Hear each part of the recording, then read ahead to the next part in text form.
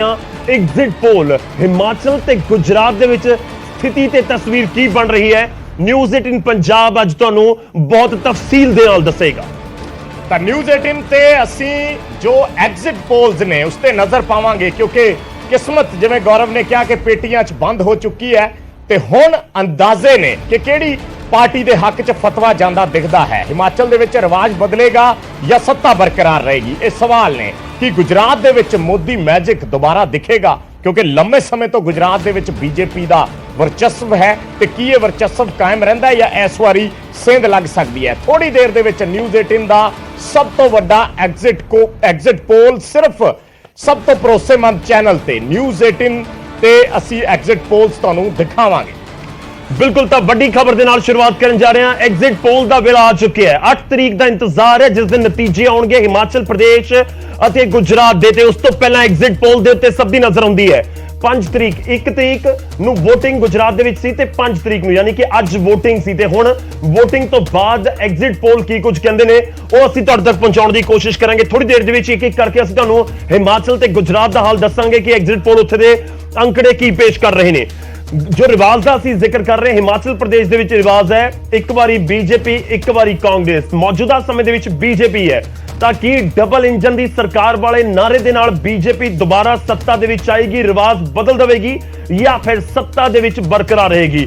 दूजा बड़ा स्टेट है विजय गुजरात। बिल्कुल बिल्कुल मोदी मैजिक जिसका जिक्र करते हैं जे हिमाचल दे विच घट आंकीए तां गुजरात दे विच पूरे तरीके नाल इसकी चर्चा हुई है। गुजरात दे विच मोदी मैजिक दे सहारे ही बीजेपी सत्ता दे विच रही है, चाहे जिन्ने साल वो मुख्यमंत्री रहे ते उस तो बाद 8 सालां तो प्रधानमंत्री ने। सो ऐसे विच बीजेपी नूं फिर पूरी उम्मीद है कि गुजरात च मोदी मैजिक फिर दिखेगा, पर असल चाबी जिहड़ी है वो लोकां दे हत्थ है और ईवीएम्स दे विच किस्मत उम्मीदवारों की कैद हो चुकी है। बिल्कुल तुसीं अपनी स्क्रीन दे उत्ते इस समय हेठां देख रहे हो 00 सब कुछ लिखिया आ रहा है। ਤਾਂ ਇਹ ਅੰਕੜੇ ਭਰਨਗੇ ਥੋੜੀ ਦੇਰ ਦੇ ਵਿੱਚ। ਐਗਜ਼ਿਟ ਪੋਲ ਅਸੀਂ ਤੁਹਾਨੂੰ ਦੱਸਾਂਗੇ, ਨਾਲ ਇਹ ਵੀ ਕਲੀਅਰ ਕਰਾਂਗੇ ਕਿ 8 ਤਰੀਕ ਦਾ ਇੰਤਜ਼ਾਰ ਹੈ, 8 ਤਰੀਕ ਨੂੰ ਨਤੀਜੇ ਆਉਣੇ ਨੇ, ਉਸ ਸਮੇਂ ਹੀ ਸਾਫ਼ ਹੋ ਸਕੇਗਾ। ਖਾਸ ਕਿਉਂ ਹੈ ਹਿਮਾਚਲ ਪ੍ਰਦੇਸ਼, ਖਾਸ ਕਿਉਂ ਹੈ ਗੁਜਰਾਤ ਇਲੈਕਸ਼ਨ, ਪੰਜਾਬ ਦੇ ਵਿੱਚ ਚਰਚਾ ਕਿਉਂ?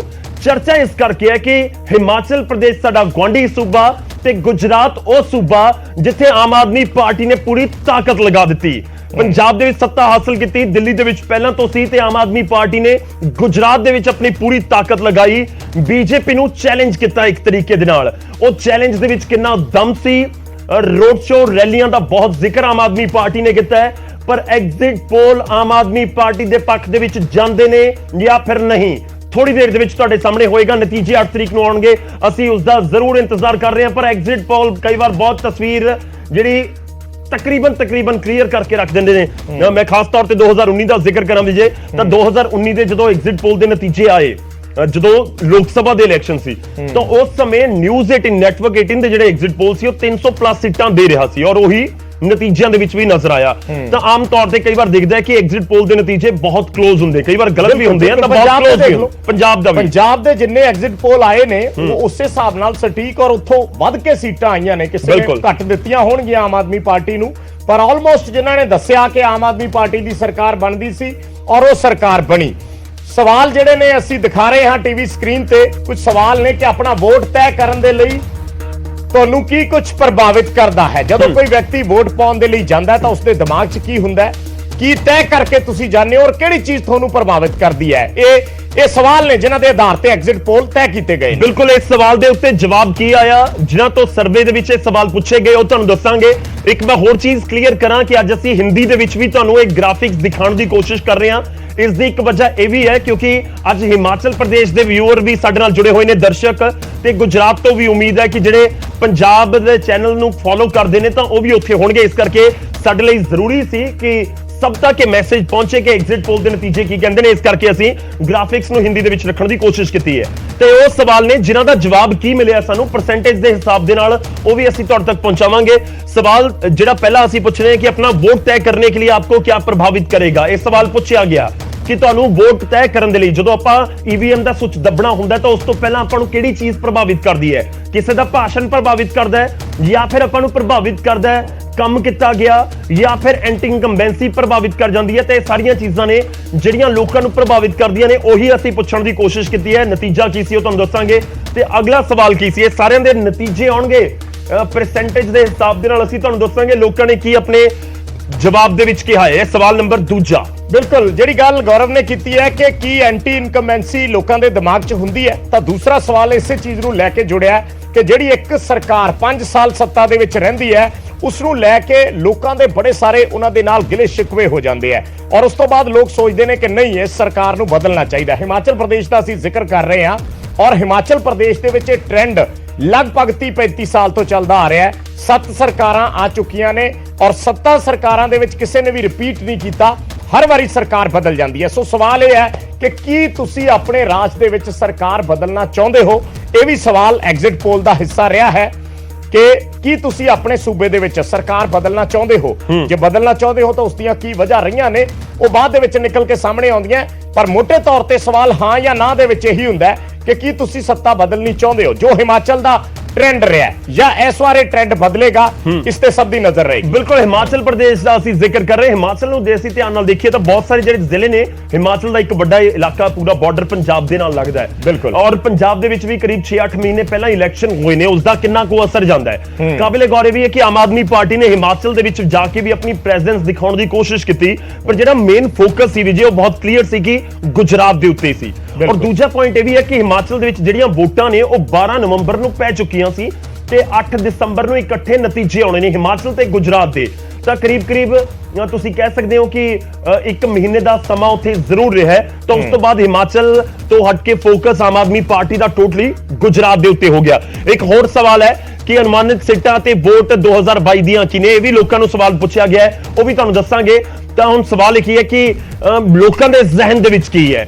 ਜਦੋਂ ਐਗਜ਼ਿਟ ਪੋਲ ਦੇ ਨਤੀਜੇ ਆਉਂਦੇ ਨੇ ਉਸ ਸਮੇਂ ਜ਼ਰੂਰ ਧਿਆਨ ਰੱਖਿਆ ਜਾਂਦਾ ਹੈ ਕਿ ਕਿਹੜੇ ਇਲਾਕੇ ਦੇ ਵਿੱਚ ਕਿਸ ਤਰੀਕੇ ਨਾਲ ਸੈਂਪਲ ਸਾਈਜ਼ ਲਿਆ ਗਿਆ। ਔਰ ਬਹੁਤ ਸਾਰੇ ਵਾਰ ਜੋ ਅਸੀਂ ਜ਼ਿਕਰ ਵੀ ਕਰ ਰਹੇ ਹਾਂ ਕਿ 2019 ਦੇ ਇਲੈਕਸ਼ਨ ਦਾ ਜ਼ਿਕਰ ਕਰ ਲਿਆ ਔਰ 2017 ਦਾ ਜ਼ਿਕਰ ਕਰ ਲਿਆ। ਇਨਫੈਕਟ 2022 ਜਿਹੜਾ 6-7 ਮਹੀਨੇ ਪਹਿਲਾਂ ਇਲੈਕਸ਼ਨ ਪੰਜਾਬ ਦਾ 5 ਸਟੇਟਾਂ ਦਾ ਹੋਇਆ ਸੀ, ਬਹੁਤ ਕਲੀਅਰ ਨਜ਼ਰ ਆਉਂਦਾ ਸੀ ਕਿ ਆਮ ਆਦਮੀ ਪਾਰਟੀ ਦੀ ਪੰਜਾਬ 'ਚ ਸਰਕਾਰ ਬਣਨ ਜਾ ਰਹੀ ਹੈ। ਐਗਜ਼ਿਟ ਪੋਲ ਨੇ ਕਰੀਬ ਕਲੀਅਰ ਕਰ ਦਿੱਤਾ ਸੀ। ਅੱਜ ਦੇ ਐਗਜ਼ਿਟ ਪੋਲ ਕੀ ਕਹਿੰਦੇ ਨੇ ਅਸੀਂ ਉਹੀ ਤੁਹਾਨੂੰ ਦੱਸਣ ਦੀ ਕੋਸ਼ਿਸ਼ ਕਰਾਂਗੇ ਕਿ ਗੁਜਰਾਤ ਜਾਂ ਫਿਰ ਹਿਮਾਚਲ ਹੁੰਦਾ ਕੀ ਹੈ। ਤਾਂ ਬਿਲਕੁਲ ਸਵਾਲਾਂ ਦਾ ਅਸੀਂ ਜ਼ਿਕਰ ਕਰ ਰਹੇ ਹਾਂ। ਜਿਹੜੇ ਸਵਾਲ ਅਸੀਂ ਟੀਵੀ ਸਕਰੀਨ ਤੇ ਦਿਖਾਏ ਹਿਮਾਚਲ ਦੇ ਸੰਦਰਭ ਦੇ ਵਿੱਚ, ਗੁਜਰਾਤ ਦੇ ਵਿੱਚ ਵੀ ਉਹੀ ਸਵਾਲ ਪੁੱਛੇ ਗਏ ਨੇ। ਉਹੀ ਸਵਾਲ ਕਿ ਕਿਹੜੀ ਚੀਜ਼ ਤੁਹਾਨੂੰ ਪ੍ਰਭਾਵਿਤ ਕਰਦੀ ਹੈ ਜਦੋਂ ਤੁਸੀਂ ਵੋਟ ਬੂਥ ਤੇ ਪਹੁੰਚਦੇ ਹੋ, ਆਪਣੇ ਵੋਟ ਦੇ ਹੱਕ ਦਾ ਇਸਤੇਮਾਲ ਕਰਨ ਜਾਂਦੇ ਹੋ, ਔਰ ਦੂਸਰੀ ਚੀਜ਼ ਕਿ ਕੀ ਤੁਸੀਂ ਆਪਣੇ ਸੂਬੇ ਦੀ ਸਰਕਾਰ ਬਦਲਣਾ ਚਾਹੁੰਦੇ ਹੋ, ਜਿਹੜਾ ਪਿਛਲੇ 5 ਵਾਰ ਤੋਂ ਗੁਜਰਾਤ ਦੇ ਵਿੱਚ ਨਹੀਂ ਹੋਇਆ। ਕੀ ਇਸ ਵਾਰੀ ਲੋਕ ਸੋਚਦੇ ਨੇ ਕਿ ਇਸ ਵਾਰੀ ਆਮ ਆਦਮੀ ਪਾਰਟੀ ਨੇ ਜੋ ਐਂਟਰੀ ਮਾਰੀ ਹੈ ਕਿ ਉਹ ਬੀਜੇਪੀ ਨੂੰ ਇਫੈਕਟ ਕਰੇਗੀ ਜਾਂ ਫਿਰ ਐਂਟੀ ਇਨਕਮਬੈਂਸੀ ਜਿਹੜੀ ਹੈ ਉਸ ਨੂੰ ਖਿੱਚ ਕੇ ਲੈ ਜਾਏਗੀ ਔਰ ਕਾਂਗਰਸ ਫਿਰ ਉੱਥੇ ਦੀ ਉੱਥੇ ਖੜੀ ਰਹਿ ਜਾਏਗੀ ਤੇ ਫਿਰ ਬੀਜੇਪੀ ਸੱਤਾ ਚ ਆਉਣ 'ਚ ਕਾਮਯਾਬ ਹੋ ਸਕਦੀ ਹੈ।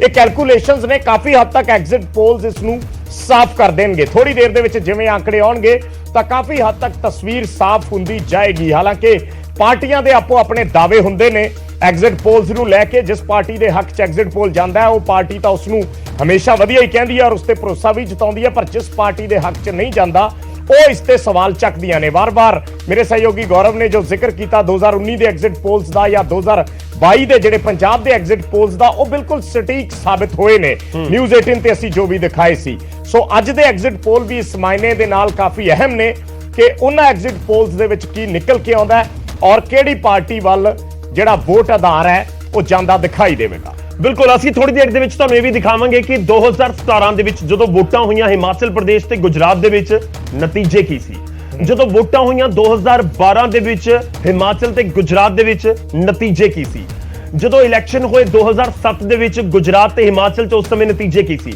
ਦਰਅਸਲ ਇਹ ਦੱਸਣ ਦੀ ਜਾਂ ਸਮਝਾਉਣ ਦੀ ਅਸੀਂ ਸਮਝਣ ਦੀ ਕੋਸ਼ਿਸ਼ ਕਰਾਂਗੇ ਕਿ ਪਿਛਲੇ 3 ਵਾਰ ਦਾ ਪੂਰਾ ਟ੍ਰੈਂਡ ਕਿਸ ਤਰੀਕੇ ਨਾਲ ਰਿਹਾ ਹੈ ਔਰ ਜਿਵੇਂ ਦੇਸ਼ ਦੀ ਸੱਤਾ ਬੀਜੇਪੀ ਦੇ ਕੋਲ ਗਈ ਔਰ ਦੇਸ਼ ਦੇ ਵਿੱਚ ਇੱਕ ਪੋਲਿਟਿਕਸ ਦਾ ਪੂਰਾ ਬਦਲਾਅ ਆਉਂਦਾ ਹੋਇਆ ਨਜ਼ਰ ਆਇਆ ਕਿ ਗੁਜਰਾਤ ਔਰ ਹਿਮਾਚਲ ਦੇ ਵਿੱਚ ਉਸ ਦਾ ਅਸਰ ਨਜ਼ਰ ਆ ਸਕਦਾ ਹੈ।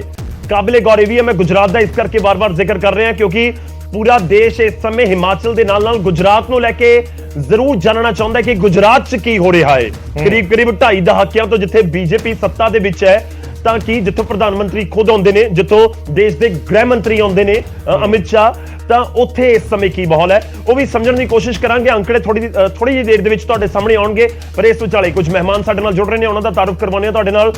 ਸਾਡੇ ਨਾਲ ਪ੍ਰੋਫੈਸਰ ਮਨਜੀਤ ਸਿੰਘ ਜੀ ਜੁੜ ਰਹੇ ਨੇ। ਸਰ ਬਹੁਤ ਬਹੁਤ ਸਵਾਗਤ ਹੈ। ਪੋਲੀਟੀਕਲ ਤੌਰ ਦੇ ਉੱਤੇ ਖੁਦ ਬਹੁਤ ਅਵੇਅਰ ਰਹਿੰਦੇ ਨੇ ਔਰ ਚੀਜ਼ਾਂ ਨੂੰ ਸਮਝਦੇ ਨੇ, ਇਸ ਕਰਕੇ ਅਸੀਂ ਅੱਜ ਇਹਨਾਂ ਨੂੰ ਸੱਦਿਆ। ਸਵਾਗਤ ਹੈ ਸਰ ਬਹੁਤ ਬਹੁਤ ਨਿਊਜ਼ 18 ਪੰਜਾਬ ਦੇ ਉੱਤੇ ਤੁਹਾਡਾ। ਪੰਜਾਬ ਤੋਂ ਬੈਠ ਕੇ, ਚੰਡੀਗੜ੍ਹ ਤੋਂ ਬੈਠ ਕੇ ਗੱਲ ਅਹਿਮਦਾਬਾਦ ਦੀ, ਗੱਲ ਸ਼ਿਮਲੇ ਦੀ, ਕਿਵੇਂ ਦੇਖਿਆ ਜਾਵੇ ਇਹਨਾਂ ਐਗਜ਼ਿਟ ਪੋਲਸ ਦੇ ਨਤੀਜਿਆਂ ਤੋਂ ਪਹਿਲਾਂ ਇਸ ਪੂਰੇ ਇਲੈਕਸ਼ਨ ਨੂੰ ਤੁਸੀਂ ਕਿਵੇਂ ਦੇਖਦੇ ਹੋ? ਦੇਖੋ, ਜਿਹੜੀ ਗੁਜਰਾਤ ਦੀ ਚੋਣ ਹੈ ਉਹ ਸਭ ਤੋਂ ਪਹਿਲਾਂ ਸਾਨੂੰ ਦੇਖਣ ਵਾਲੀ ਗੱਲ ਹੈ ਕਿ ਉਸਨੇ 2024 ਦੀ ਡਾਇਰੈਕਸ਼ਨ ਤੈਅ ਕਰਨੀ ਆ ਜੀ। ਇਹ ਹੈਰਾਨੀ ਦੀ ਗੱਲ ਆ ਕਿ 27 ਸਾਲ ਲਗਾਤਾਰ ਉੱਥੇ ਬੀਜੇਪੀ ਦਾ ਰਾਜ ਆ। ਤੁਹਾਨੂੰ ਪਤਾ ਉਹ ਰੱਥ ਯਾਤਰਾ ਤੋਂ ਬਾਅਦ ਤਕਰੀਬਨ ਫਿਰ ਉਦੋਂ ਬਾਅਦ ਤੇ ਇਹਨਾਂ ਨੇ ਜਿਉਂ ਰਾਜ ਦਾ ਕੀਤਾ। 2002 ਤੋਂ ਲੈ ਕੇ 14 ਤੱਕ ਮੋਦੀ ਜੀ ਚੀਫ ਮਿਨਿਸਟਰ ਰਹੇ ਤੇ ਸਿੱਧੇ ਪ੍ਰਧਾਨ ਮੰਤਰੀ ਐਲੀਵੇਟ ਹੋ ਕੇ ਉਦੋਂ ਤੋਂ ਅੱਜ ਤੱਕ ਪ੍ਰਧਾਨ ਮੰਤਰੀ ਹੈ। ਇਹ ਉਹਨਾਂ ਲਈ ਇੱਕ ਨਿੱਜੀ ਕਿੱਡਾ ਵੱਡਾ ਪ੍ਰਧਾਨ ਮੰਤਰੀ ਲਈ ਇਸ਼ੂ ਹੋਊਗਾ। ਔਰ ਅੱਜ ਕੱਲ ਜਦੋਂ ਚਿਹਰਿਆਂ ਦੀ ਰਾਜਨੀਤੀ ਦਾ ਦੌਰ ਆ, ਭਾਵੇਂ ਉਹ ਕੇਜਰੀਵਾਲ ਦਾ ਚਿਹਰਾ ਹੋਵੇ, ਭਾਵੇਂ ਮੋਦੀ ਜੀ ਦਾ ਚਿਹਰਾ ਹੋਵੇ ਤੇ ਜਾਂ ਕਿਸੇ ਹੋਰ ਦਾ, ਉਹ ਚਿਹਰਿਆਂ ਦੀ ਰਾਜਨੀਤੀ ਵਿੱਚ ਪ੍ਰਧਾਨ ਮੰਤਰੀ ਤੋਂ ਵੱਡਾ ਚਿਹਰਾ ਤੇ ਕੋਈ ਹੋ ਨਹੀਂ ਸਕਦਾ। ਔਰ ਜਿੰਨੀ ਮਿਹਨਤ ਦੇ ਨਾਲ, ਜਿੰਨੀ ਸ਼ਿੱਦਤ ਦੇ ਨਾਲ ਪ੍ਰਧਾਨ ਮੰਤਰੀ ਚੋਣਾਂ ਦੇ ਵਿੱਚ ਉਤਰਦੇ ਆ, ਉਹ ਆਪਾਂ ਨੂੰ ਪਤਾ। ਪੱਛਮੀ ਬੰਗਾਲ ਦਾ ਤੁਹਾਡੇ ਸਾਹਮਣੇ ਆ। ਇਹ ਜੋੜੀ ਅਮਿਤ ਸ਼ਾਹ ਤੇ ਪ੍ਰਧਾਨ ਮੰਤਰੀ ਨੇ 51 ਰੈਲੀਆਂ, 50 ਤੋਂ 51 ਰੈਲੀਆਂ ਕੀਤੀਆਂ ਸੀਗਾ। ਅਮਿਤ ਸ਼ਾਹ ਨੇ 26 ਕੀਤੀਆਂ ਸੀ, ਪ੍ਰਧਾਨ ਮੰਤਰੀ ਨੇ 25 ਕੀਤੀਆਂ ਸੀ, ਤਾਂ ਜਾ ਕੇ ਉਹ 77 ਸੀਟਾਂ ਤੱਕ ਪਹੁੰਚੇ। 2-3 ਸੀਟਾਂ ਪਹਿਲਾਂ ਪਿਛਲੀ ਅਸੈਂਬਲੀ 'ਚ ਸੀਗੀਆਂ। ਇਸੇ ਤਰੀਕੇ ਨਾਲ ਪਿਛਲੇ ਦੌਰ ਦੇ ਵਿੱਚ ਹੀ ਸ਼ੁਕਲਾ ਜੀ ਆ ਜਿਹੜਾ ਪਹਿਲਾ ਦੌਰ ਪਿਆ, ਪਹਿਲੀ ਤਰੀਕ ਨੂੰ ਵੋਟਾਂ ਪਈਆਂ, ਉਹਦੇ ਚ ਅੰਕੜੇ ਆ ਰਹੇ ਸੀਗੇ ਪਹਿਲੀ ਦੌਰ ਦੀ ਗੁਜਰਾਤ ਦੀਆਂ ਚੋਣਾਂ 'ਚ ਕਿ 60 ਰੈਲੀਆਂ ਪ੍ਰਧਾਨ ਮੰਤਰੀ ਤੇ ਅਮਿਤ ਸ਼ਾਹ ਐਡਰੈਸ ਕਰ ਚੁੱਕੇ ਸੀ। 50 ਕਿਲੋਮੀਟਰ ਲੰਬਾ ਪ੍ਰਧਾਨ ਮੰਤਰੀ ਦਾ ਉੱਥੇ ਰੋਡ ਸ਼ੋਅ ਹੋਣਾ, ਆ ਜਿਹੜਾ ਹੁਣੇ ਪਰਸੋਂ ਜੇ ਹੋ ਕੇ ਹਟਿਆ। ਇੱਥੋਂ ਇਹ ਦੱਸਦਾ ਕਿ ਪ੍ਰਧਾਨ ਮੰਤਰੀ ਖੁਦ ਇਸ ਨੂੰ ਜਿੱਥੇ ਇੱਕ ਪਾਰਟੀ ਲਈ ਬਹੁਤ ਅਹਿਮ ਸਟੇਟ ਮੰਨਦੇ ਆ, ਦੂਸਰਾ ਉਹਨਾਂ ਦਾ ਇੱਕ ਨਿੱਜੀ ਵੀ ਇਹਦੇ 'ਚ ਰੁਤਬਾ ਐਟ ਸਟੇਕ ਹੈਗਾ ਕਿ ਕਿਤੇ ਉਹ ਨਾ ਉਹਨੂੰ ਠੇਸ ਨਾ ਲੱਗ ਜੇ। ਸਪੈਸੀਫਿਕਲੀ ਗੁਜਰਾਤ ਲੱਗਦਾ ਤੁਹਾਨੂੰ? ਬਿਲਕੁਲ ਗੁਜਰਾਤ ਨੂੰ ਇੰਝ ਸਮਝੋ ਕਿ ਉਹ ਇਸ ਵੇਲੇ 2024 ਦੀਆਂ ਚੋਣਾਂ ਦੀ ਰਾਜਨੀਤੀ ਦਾ ਵੱਡਾ ਕਿਲਾ ਆ ਬੀਜੇਪੀ ਲਈ। ਜੇ ਉਹ ਕਿਲੇ 'ਚ ਮਾੜੀ ਜਿਹੀ ਵੀ ਕੋਈ ਤੇੜ ਪੈਂਦੀ ਹੈ ਕਿਸੇ ਕਿਸਮ ਦੀ, ਤਾਂ ਉਹਦਾ ਅਸਰ ਜਿਹੜਾ ਉਹ ਮੋਰਲ ਤੇ ਵੀ, ਪ੍ਰੋਫੈਸਰ ਸਾਹਿਬ ਇਹ ਮਾੜੀ ਜਿਹੀ ਤਰੇੜ ਦਾ ਮਤਲਬ ਕੀ ਹੈ ਕਿ ਜੇ ਉੱਥੇ ਆਮ ਆਦਮੀ ਪਾਰਟੀ 15-20 ਸੀਟਾਂ ਲਏਗੀ ਤਾਂ ਤਰੇੜ ਪੈਗੀ? ਦੇਖੋ, ਉਹ ਤੇ ਸੀਟਾਂ ਤੇ ਲਿਜਾ ਵੀ ਸਕਦੀ ਹੈ, ਜਿਸ ਤਰੀਕੇ ਨਾਲ ਚਰਚਾ ਕੁਛ ਆ ਵੀ ਰਹੀ ਹੈ। ਕੁਛ ਸੱਟਾ ਬਾਜ਼ਾਰ ਵੱਲੋਂ ਵੀ ਇਹੋ ਜਿਹੇ ਕੋਈ ਕਿਆਸ ਰਾਈਆਂ ਦਿੱਤੀਆਂ ਗਈਆਂ। ਪਰ ਸਭ ਤੋਂ ਵੱਡਾ ਇਹ ਹੈ ਕਿ ਜੇ ਸਰਕਾਰ ਨਹੀਂ ਬਣਦੀ, ਇਹ ਹੈ ਕਿ ਜੇ ਸਰਕਾਰ ਕਿਸੇ ਵੀ ਤਰੀਕੇ ਨਾਲ ਬਣ ਜਾਂਦੀ ਹੈ, ਜੋੜ ਤੋੜ ਨਾਲ ਬਣੇ, ਧੱਕੇ ਨਾਲ ਬਣੇ, ਵੋਟਾਂ ਲੈ ਕੇ ਬਣੇ, ਕਿਸੇ ਵੀ ਤਰੀਕੇ ਨਾਲ ਬਣੇ, ਤਾਂ ਫਿਰ ਉਹ ਕਿਲਾ ਬਚਿਆ ਰਹੂਗਾ। ਭਾਵੇਂ ਤੇੜ ਹੋਏ ਜਾਂ ਕਿੱਦਾਂ ਹੋਏ, ਜੋ ਹੋਏ ਉਸ ਨੂੰ ਲੋਕ ਸਮਝਣਗੇ ਕਿ ਇਹਦਾ ਨਤੀਜਾ ਇਹ ਲੱਗੂਗਾ, ਲੋਕਾਂ ਨੂੰ ਸੋਚਣ ਲਈ ਮਿਲੂਗਾ ਵੀ ਮੋਦੀ ਨੂੰ ਨਹੀਂ ਬਦਲਿਆ ਜਾ ਸਕਦਾ। ਉਹਨੂੰ ਡਬਲ ਇੰਜਣ ਕਹਿ ਦਿਓ, ਕੁਛ ਕਹਿ ਦਿਓ, ਉਹ ਬਹੁਤੀਆਂ ਗੱਲਾਂ ਨਹੀਂ ਹੈ। ਪਰ ਨਾਲ ਹੀ ਨਾਲ 27 ਸਾਲ ਜਿਵੇਂ ਤੁਸੀਂ ਵੀ ਦੱਸ ਰਹੇ ਸੀ ਲਗਾਤਾਰ ਰਾਜ ਵਿੱਚ ਰਹਿਣਾ, ਲੋਕਾਂ ਦੇ ਵਿੱਚ ਕਈ ਕਿਸਮ ਦੀਆਂ ਇੱਕ ਖੜੋਤ ਆ ਜਾਂਦੀ ਆ। ਸੋਚ ਦੇ ਵਿੱਚ ਵੀ ਹੁੰਦਾ ਕਿ ਯਾਰ ਬਸ ਬਹੁਤ ਹੋ ਗਿਆ, ਬਹੁਤ ਸਾਰੀਆਂ ਸ਼ਿਕਾਇਤਾਂ ਜਮ੍ਹਾਂ ਹੋ ਜਾਂਦੀਆਂ, ਬਹੁਤ ਸਾਰੀਆਂ ਟੇਕਨ ਫਾਰ ਗਰੰਟਡ ਵੀ ਪਾਰਟੀ ਦੇ ਅੰਦਰ ਹੋ ਜਾਂਦਾ, ਯਾਰ ਸਾਨੂੰ ਕੋਈ ਹਿਲਾਉਣ ਵਾਲਾ ਨਹੀਂ, ਜੋ ਮਰਜ਼ੀ ਦਾਦਾਗਿਰੀ ਕਰੋ, ਜੋ ਮਰਜ਼ੀ ਕਰੋ।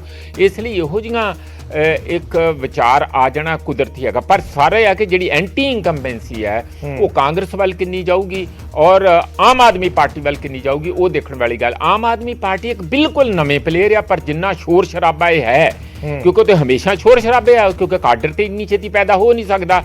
ਉਹ ਹੈਗੀ ਬਿਲਕੁਲ ਮਾਡਰਨ ਤਰੀਕੇ ਨਾਲ ਇਵੈਂਟ ਮੈਨੇਜਮੈਂਟ, ਜਿਹੜੀ ਇੱਕ ਕਿਵੇਂ ਕੋਈ ਕਾਰਪੋਰੇਟ ਚੋਣਾਂ ਲੜਦਾ, ਉਸ ਕਿਸਮ ਦੀ ਇੱਕ ਚੋਣ ਦੀ ਸਟ੍ਰੈਟਜੀ ਉਹਨਾਂ ਦੀ ਹੈ। ਕੱਲਾ ਥੱਲੇ ਜਿਹੜਾ ਪੀਕੇ ਮਾਡਲ ਤੁਸੀਂ ਕਹਿ ਲਓ, ਕੇਜਰੀਵਾਲ ਦਾ ਮਾਡਲ ਜਿਹੜਾ ਚੋਣਾਂ ਲੜਨ ਦਾ ਉੱਪਰ ਪ੍ਰਸ਼ਾਂਤ ਕਿਸ਼ੋਰ ਵਾਲਾ ਮਾਡਲ ਹੈ, ਉਹਨੂੰ ਰਿਫਾਈਨਡ ਕਰਕੇ ਉਹਨਾਂ ਨੇ ਅੱਗੇ ਲੈ ਕੇ ਗਏ ਆ। ਰਹੀ ਕਾਂਗਰਸ ਦੀ ਗੱਲ, ਹੁਣ ਕਾਂਗਰਸ ਦਾ ਵੀ ਪਹਿਲਾਂ ਨਾਲੋਂ ਤੇ ਹਾਲਾਤ ਠੀਕ ਰਹੂ। ਪਿਛਲੀ ਵਾਰੀ ਵੀ ਜਿਹੜਾ ਹੋਇਆ ਤੁਹਾਨੂੰ ਪਤਾ 99 ਸੀਟਾਂ ਆਈਆਂ ਸੀਗੀਆਂ ਬੀਜੇਪੀ ਨੂੰ ਤੇ 77 ਆਈਆਂ ਸੀ ਕਾਂਗਰਸ ਨੂੰ।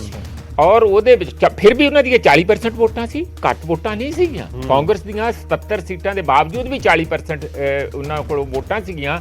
ਇਹਦੇ 'ਚ ਜੇ ਦੇਖਿਆ ਜਾਏ ਬਰਾੜ ਸਾਹਿਬ ਕਿ ਜੀ, ਪਰ ਜਿਹੜੀ ਹਾਲਤ ਬਾਕੀ ਦੇਸ਼ ਦੇ ਵਿੱਚ ਆ ਕਾਂਗਰਸ ਦੀ, ਉਹ ਉੱਥੇ ਪਿਛਲੀ ਵਾਰੀ 18-19 ਚ ਹੋਈ 20 ਬੰਦੇ ਛੱਡ ਗਏ ਐਮਐਲਏ। ਇਹ ਰਹਿ ਗਏ ਸ਼ਾਇਦ, ਮੇਰਾ ਖਿਆਲ ਜੇ ਮੈਂ ਗਲਤ ਨਾ ਹੋਵਾਂ 65 ਕੁ ਰਹਿ ਗਏ ਤੇ ਬੀਜੇਪੀ ਦੇ ਹੋ ਗਏ ਸੀਗੇ 111 ਰੀ-ਇਲੈਕਸ਼ਨ ਜੋ ਸਾਰਾ ਕੁਝ ਹੋਇਆ।